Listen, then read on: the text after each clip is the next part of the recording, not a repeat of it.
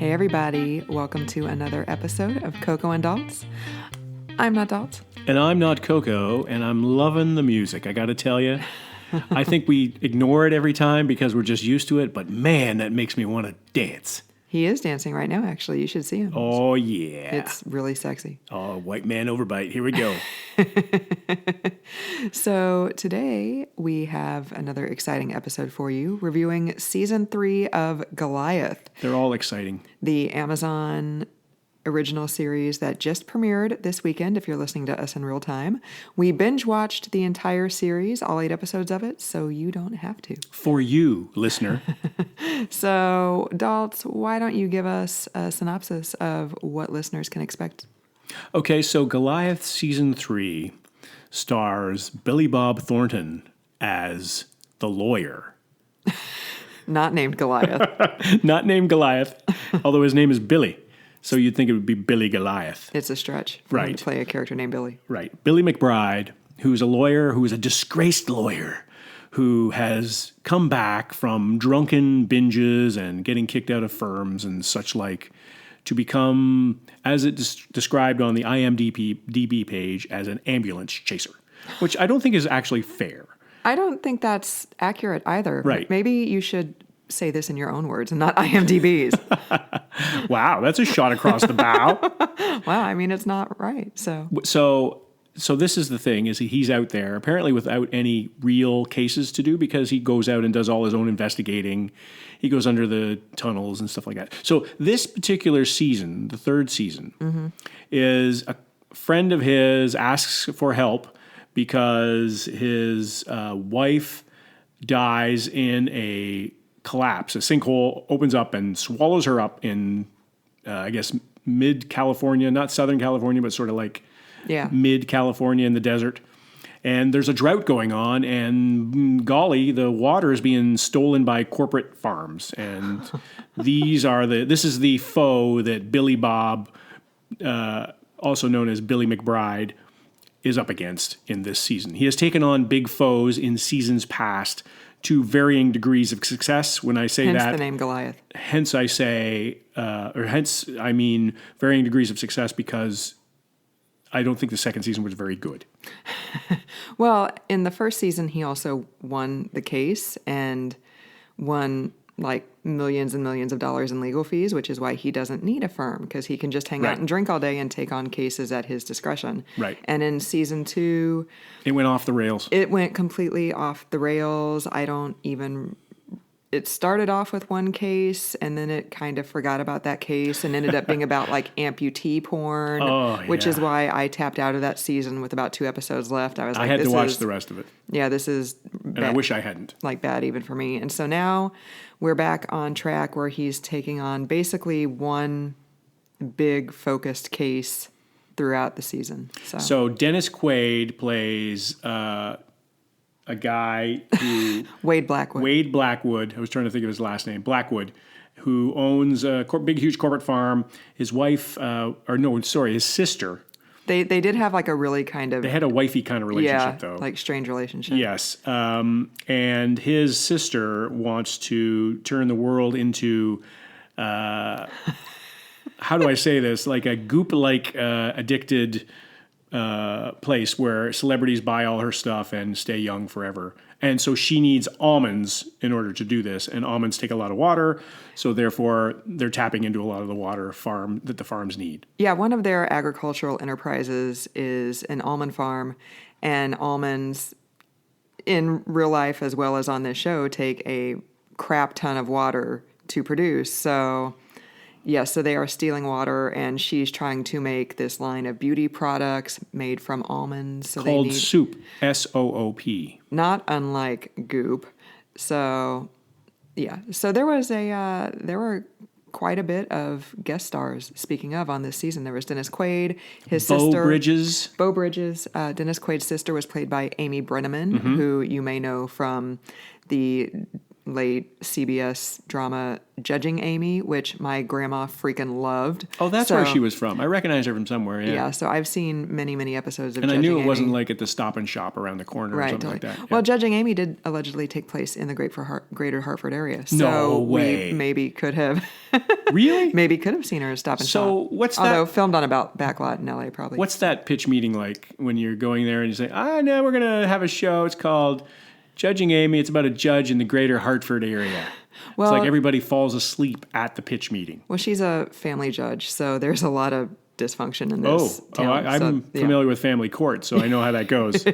Yeah, so Let's move on from that. Yeah, so Amy Brenneman, Dennis Quaid, Beau Bridges, who else was in it? And also a good friend of mine, Graham Greene, Canadian, because all Canadians know each other, so I therefore must know Graham Greene. Sherilyn Finn plays the wife whose death kicks off the case that Billy takes. So she and Griffin Dunn are in the opening scene, which I think is very appropriate, because this series felt at times to me very much like Twin Peaks. Yeah, it was very Lynchian. And it was very Lynchian in that there was like alternate realities. There was some... lots of tripping. Lots of tripping because of the mescaline or whatever they were doing. Drug use. Those crazy kids with the natives. So Graham Greene plays a character named Little Feather. Little Crow. He's facilitating some hallucinogens, apparently, for Beau Bridges and Dennis Quaid and some of the other white boys on the reserve. Why don't they just sell that? Like, you probably don't need a whole lot of water for that stuff, and you could make a ton more money. Well, judging by some of the hallucinations they had after going on that hallucinogen, they would make a lot of money, or they would kill everybody. I think one or the other, there'd be insanity involved. Yeah, so there's a little bit of poisoning of orange juice and stuff like that along the way. Yeah, so speaking of, what did you think of the season? What did you think of plot developments? I thought the plot development was a little bit sideways. You know, you would go along and then you'd stop. So what I thought about the series is I didn't like it nearly as much as I liked the first series. Right. The first series, it's tough to top a first series first season because you're introduced to the characters, you're getting to know them, they're kind of quirky or they're not. So you're getting to know the characters. Everything's a surprise because somebody will say something and it comes out of their mouth and you don't know who they are, so you're not expecting it. By the time you get to season 3, it's harder to surprise with character development because you're used to these people. The second season was a mess, was completely a mess. Yeah, it was. And I wasn't going to go back to this season. I wasn't going to go back to Goliath. And then I got intrigued. And then I like Billy Bob Thornton in the lead role as Billy McBride. He's a likable character, even though he's sort of not a likable character. Right. But I overall, I liked this season. I wouldn't watch it again. Right. And I also think it falls under the category of the disappearance of McCann, the oh yeah, that one is that this was 8 episodes long. I think it very easily could have been 4 episodes, and it would have been just as good. It would have been maybe even better with some compacted episodes. There are a lot of scenes of Billy Bob standing, smoking a cigarette, thinking about things. There are a lot of wide shots of the desert and cars driving on them, or things moving toward taking a long time to move toward the camera. I always laugh at scenes where somebody will pull up, like as Billy Bob does in the one scene to Dennis Quaid's ranch. He pulls up and he parks like 100 feet away from the front door. And then the camera follows him as he walks up to the door.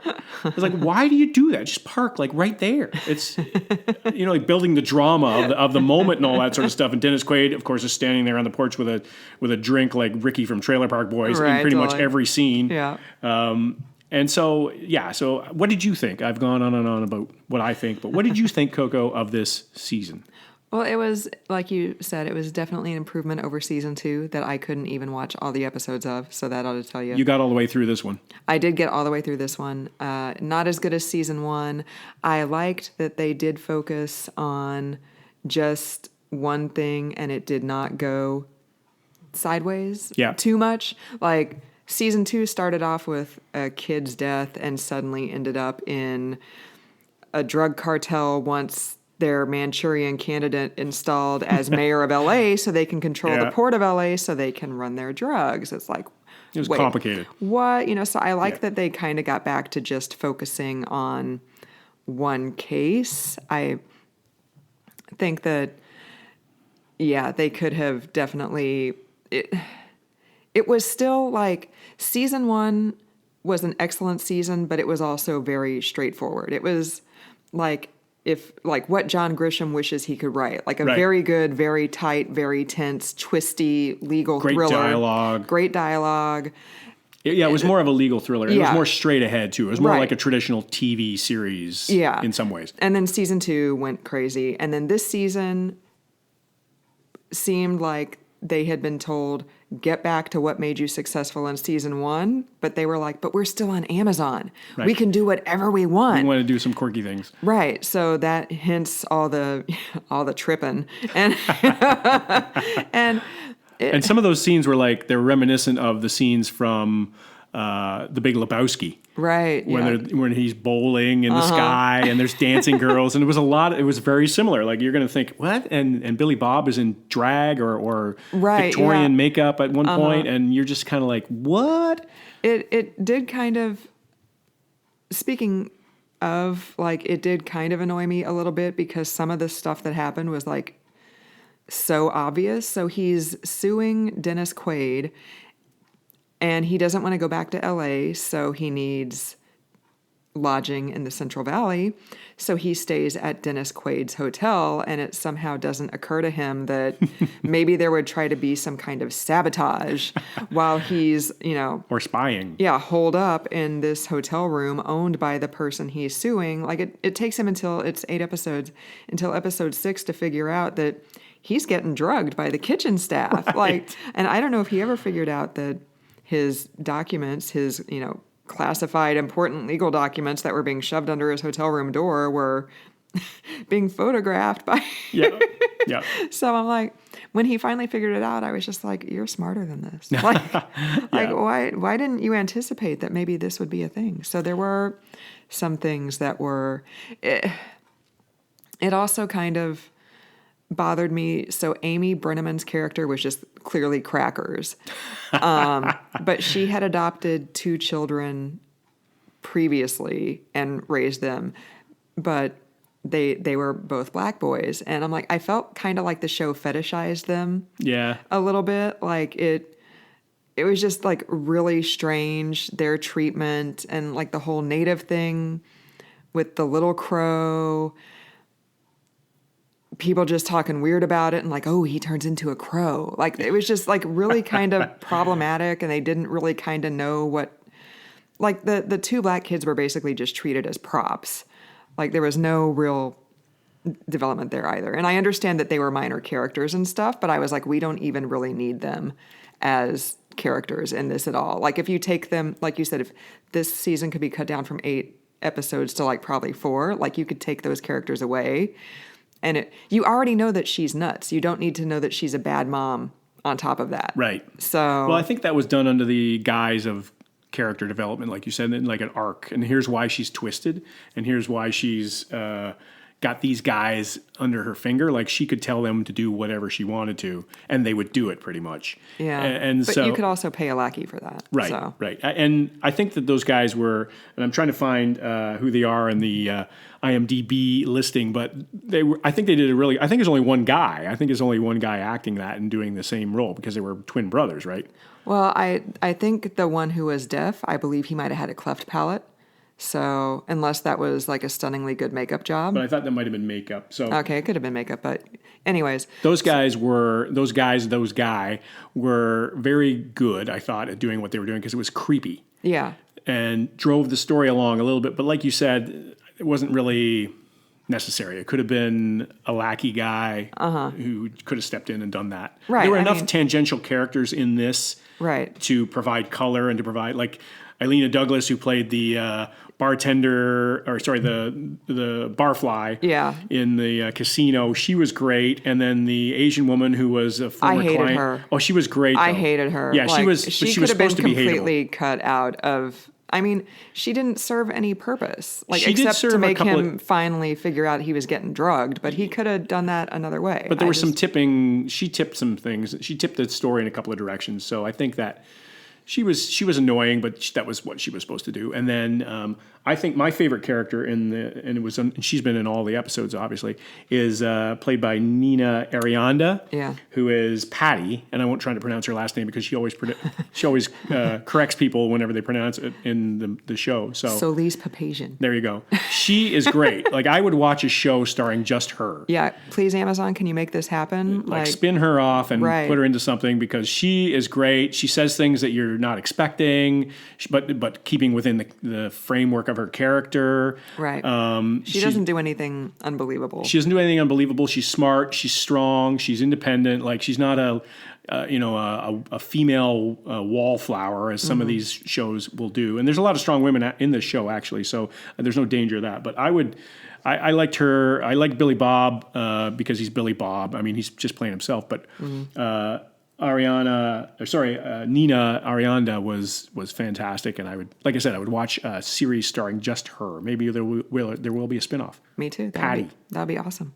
I will say, speaking of strong women, Amy Brenneman, I did feel a tiny little kernel of sympathy for that character, even though she's a completely horrible, horrible person.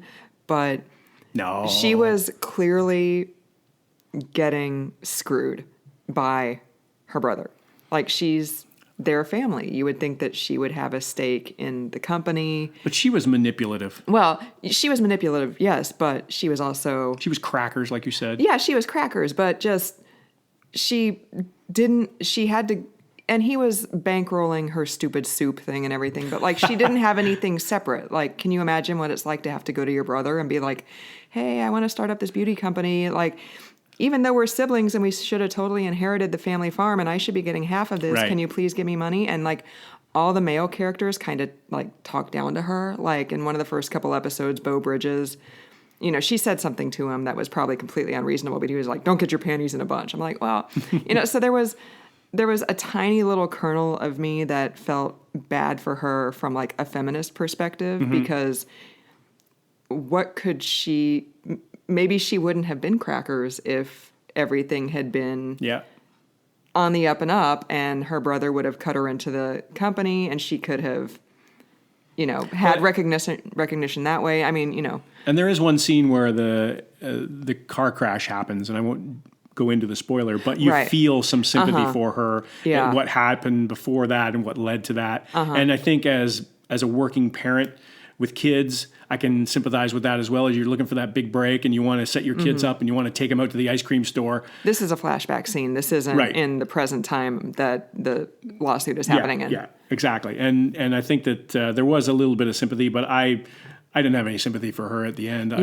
She was out. Dennis Quaid was out. Like, so the character, the actor who played the twins, his name is Shamier Anderson, or Chamier, because I say Chamier because he's from Toronto, Ontario. Oh, okay, so awesome. Maybe he has a French pronunciation of his name, but I thought he was fantastic. I really, even though, like you said, I agreed the characters were sort of superfluous to the plot.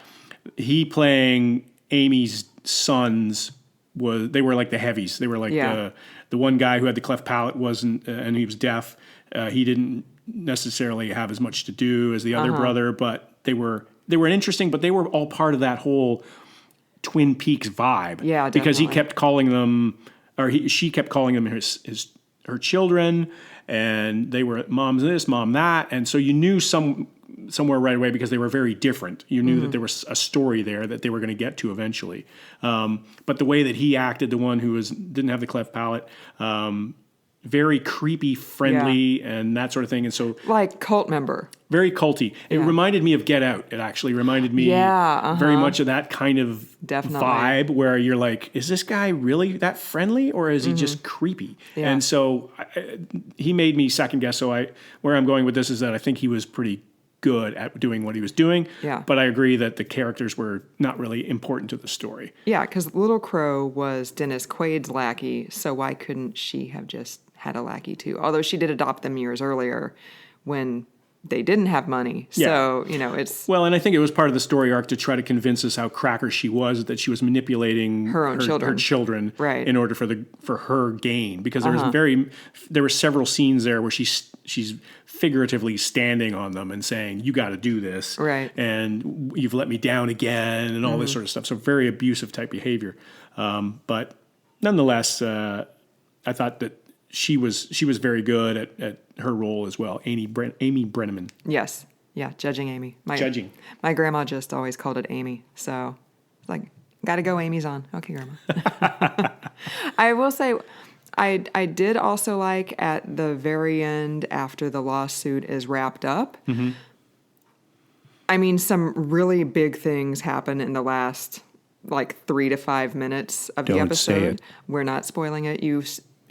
Daltz does not like it when I spoil things, so I'm... Especially when we're the first 3 people to watch the show. So some very, very big things happen in the last 3 to 5 minutes, but before those things happen, after the lawsuit is wrapped up, Griffin Dunn's character says something like, "Oh, so that's it. You know, going out, not with a bang, but with a whimper." And then it kind of showed what the people involved in the lawsuit, like the plaintiffs, like what they were doing. And I mean, that's kind of it, right? Like, even though this really big thing just happened, you still just have to get on with your everyday life. Right. So it's not, even though the really, really big things actually did happen in the last couple minutes of the episode, like, you know, for many people, this is just, it's real life. Like, you just got to keep on keeping on. Yeah. So it's not like, oh, suddenly the plaintiffs, their lives are either yay, better, or boo, destroyed. It's, you know, it's just like, this thing happened and now we have to keep on going. And I thought that seemed like it was realistic, having not been involved in a lawsuit myself personally. I'm going to cite one of your favorite movies, Fargo, in that same regard, as it reminded me of William H. Macy is scraping the ice off the windshield of his car, and he's in the middle of this terrible thing that, you know, with the kidnapping and everything like that, and he can't get out of it, and the world is closing in around him, and he's scraping the ice off the windshield of his car, and he loses his cool, and he's like, and he smashes the windshield with the ice scraper, and he loses his cool, but the scene stays on, the camera stays on him, and then he settles down, and then he goes back to scraping the ice off his windshield. So that was a very cool moment by the Coen brothers. Is like, usually what happens in TV and Hollywood is they move on and there's dramatic music, and that's, but this is everyday life. It's like, you can throw a fit, but you still got to scrape the ice off the windshield. Right, exactly. Like 3 years ago, something pretty traumatic happened to me, and I still had to keep getting up out of bed every day and feeding my dog and taking a shower and buying groceries and putting gas in my car, and life goes on. That's the thing. And I think a lot of people know that. You live that, and that's probably why we go to escapism, is so we don't have to go to those routine things every day. It's like, well, let's see what happens here. There's a new and exciting world of Goliath season 3. A new and exciting world of Goliath season 3 featuring a goat. Right. Many random appearances. So this, again, was another Twin Peaks kind of thing. Randomly, the goat in the vest would show up. The door would open to the elevator, and there's the goat standing there. I don't know how the goat pushed the button to get the door to open, but... Very cute goat. It was interesting. Maybe instead of soup, maybe Amy Brenneman should have concentrated on goat yoga. Like maybe that's the thing. Like maybe Goga. they're big. Yeah, Goga. Maybe the almond compound should have just been like some kind of yoga retreat in the Central Valley instead. Again, Hollywood, we have all sorts of ideas. We do. Why don't people call us? I don't know. Maybe they are sending emails to us. We're just not looking at the email account. No, but you're looking at it now, though. CocoandDalts@gmail.com. You can also slide into our DMs at Facebook at Coco and Daltz. And we have CocoandDalts.com, where we review everything that we watch, everything we read, and everything we listen to. It's really exciting. I've reviewed one thing. Daltz has reviewed literally everything else on the website. It's true. It is. Yeah. It's true. Any final thoughts? Final thoughts. So season 4, is it going to happen? So the first 3-ish episodes, I was thinking, wow, maybe this is the final one, because some characters from the previous 2 seasons were brought in, and I was like, oh, maybe this is the final season, and they're going to wrap up the storylines for those characters at the end of this season as well, and then including William Hurt was fantastic as a creepy lawyer Cooperman. Right. So speaking of going out with a whimper, not a bang. Yeah. I was like, wow, maybe we are going to go out with a bang, and all these dangling threads from the first couple of seasons are going to be wrapped up. It's going to be like Avengers Endgame. Exactly. And one of those threads was tied up, but one of them kind of wasn't. And then also some things happened in the last 3 to 5 minutes of the season finale that make me think, no, I think there's going to be season 4. There were some major threads untied, Untied. unraveled. I will say I'm kind of surprised that they went to drought as an issue when they set up season 3 to be this lady, this Manchurian candidate has been installed as mayor, so now the Mexican drug cartels can control the ports and run their drugs. I thought we were going to see more of that. That's what I thought we were going to see more of too. And instead, the Manchurian candidate made some appearances, and that was it. Nothing related to drugs, all related to water. So I'm purely speculating here, but I'm thinking that maybe they got such a huge backlash from season 2 they didn't even want to, that they decided, you know what, let's go back to the drawing board. And I think they held to their guns a little bit because it was still wacky like season 2. Like season 2, you're like all of a sudden somebody's got an arm chopped off and you're like, what? I wasn't even expecting that. Give me some notice. And then the KY comes out and you're like, oh dear. Right. And there was that whole fetish thing that Mark Duplass's character had. So there was a lot of random stuff there that wasn't Twin Peaksy. It was kind of just funhouse freaky. Just people did a lot of drugs when they wrote those scripts. And I think they did for this third season 2, but it all kind of came together. It was at least seamless and it seemed like it was edited a bit together. So, but there were a couple of times when I'm sitting there watching these scenes unfold, it's like, okay, I get it. Hallucinogenic scene. Let's shut it down. But I'm thinking they're like, oh, we spent $1 million here today on this set and all this makeup to make this pin look like a snake that Billy Bob's tripping on. Let's get a good solid 5 minutes out of 45 or 50 minutes on this particular scene. Right. So so season 4. Do you want to see a season 4, or are you good? Yeah, I'd see a season 4. Yeah. Yeah, but depending on the season 4, I might be out after that. Like if season 4 is more like season 1 and season 3, okay. Yeah. But if season 4 is more like season 2, where it's just like toddlers on a rampage in the writer's room, then I'm like, yeah, no, I'm done. Mescaline makes an appearance in the writer's room. Totally. It's like, okay, maybe not. What about you? Are you into season 4? I think I'm in the same boat as you are, surprisingly. I'm not just agreeing with you because we live together, but I think that if they develop it a little bit more, and if there's not a corny, the ending was a dream kind of thing, to resolve the ending this year and go into season 4, I think I'm good. I'd really like to see Patty's character again. So, and Billy Bob and Patty have a really good chemistry together. I'm interested to see what Billy Bob's daughter does, because she seemed to develop a little bit more of a less of a supporting role and more of her own kind of story arc as well. But yeah, I would take it. But the thing is, there's so many things going on that if there's not a season 4 in a couple of years, like they took 2 years between season 1 and season 2, and then they went they did? Yeah, they went 16 to 18 and then 18 to 19 for this season. So they came out quickly with this season, relatively. If they take another 2 years, like who knows where we'll be in another 2 years with TV. So I'm thinking if they come back quickly, I'm in, but it might work to their advantage though. It might be like, oh yeah, I remember liking that, so maybe I'll go back to it. But if it's too soon after, they might be like, no thanks. So keep talking while I look up and see if Goliath season 4 is a go. I think that Billy Bob Thornton is the perfect person for this role, and I'd like to see more of him in that particular role. I would be interested to see if they do something like Breaking Bad, where they have, a character go out onto their own and have their own movie. So like Patty could have her own movie or something like that. Oh, that'd be good. Like a one-time only thing, not necessarily a series. There's lots of possibilities there, especially with Billy Bob. I imagine Billy Bob is getting a lot of offers from Hollywood to star in things that are not Goliath.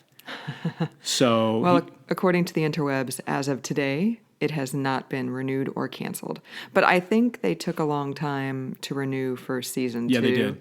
That's why it took so long to see season 2, right? Yeah, so maybe Amazon is just waiting to see what kind of numbers season 3 gets. Well, I think they're waiting especially after the crap fest of season 2. I think they're waiting to see what we thought of it. Right. Because they clearly listened to us after season 2 and changed direction in season 3. Coco and Daltz are interested in season 4, so all right. Thumbs up. Throw whatever kind of money Billy Bob wants at him to get him back here. Well, that's it for this week. Thank you again for joining us. Another episode of the podcast. For another episode, I'm not Coco. And I'm not Daltz.